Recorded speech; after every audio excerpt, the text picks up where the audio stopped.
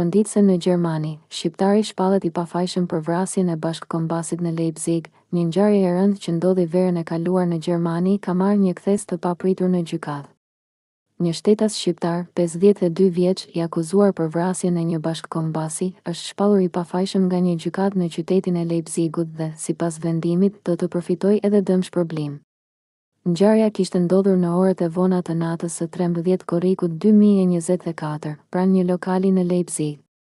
Sipas rrethanave të bëra të ditura gjatë procesit gjyqësor, mes dy shtetasve shqiptar kishte shpërthyer një konflikt i ashpër, i cili përfundoi në përdorimin e një mjeti prerës.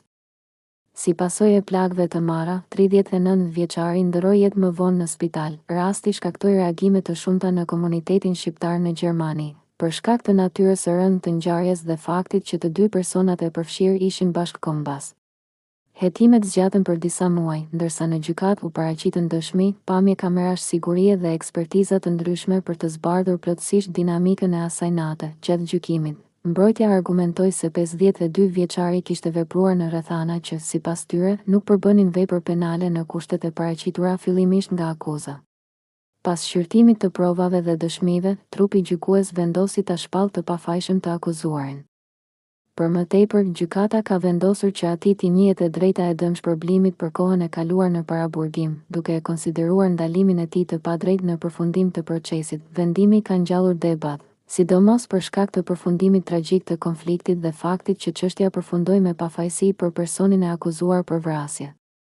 Rasti pritet të mbetet gjatë në vëmendje, si për komunitetin shqiptar në Gjermani, ashtu edhe për opinionin publik më gjerë.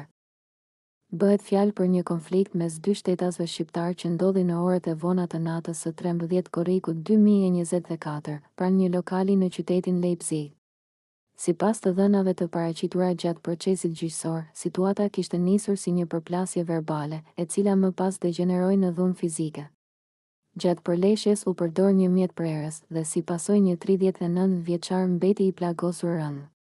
Ai u dërgua me urgjencë në spital, por fatkeqësisht nuk arriti të mbijetojë plagëve. Rasti u hetua për muaj me radhë nga autoritetet gjermane, ndërsa 52 vjeçari shqiptar u arrestua dhe u mbajt në paraburgim nën akuzën e vrasjes. Çështja u trajtua me serioz të lartë për shkak të pasojës fatale dhe rrethanave në të cilat ndodhi konflikti. Gjatë gjykimit u paraqitën dëshmi të shumta, përfshirë deklarime dëshmitarësh, analiza forenzike dhe materiale filmike nga zona përreth vendit të ngjarjes. Mbrojtja e të akuzuarit argumentoi se rrethanat e incidentit ishin më komplekse se sa u paraqitën fillimisht dhe se veprimet e tij nuk përbënin vepër penale në formën e akuzuar. Pas shqyrtimit të plotë të provave, gjykata në Leipzig vendosi ta shpallë të pafajshëm 52 vjeçarin.